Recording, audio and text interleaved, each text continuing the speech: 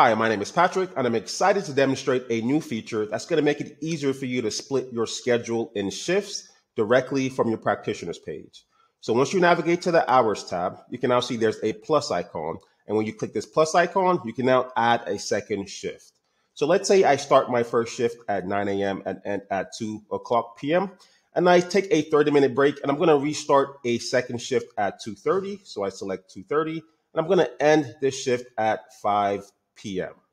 And we can do this for all of the days that we're working by clicking the plus icon. And if you'd like to remove a shift, just click this trash icon here. Once you're happy with your selection, click Save.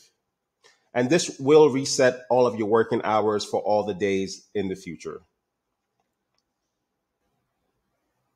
And this is how you can now split your shift within ClinicSense. So I do hope this video was helpful. If you have any other questions, don't hesitate to email us at support@clinicsense.com.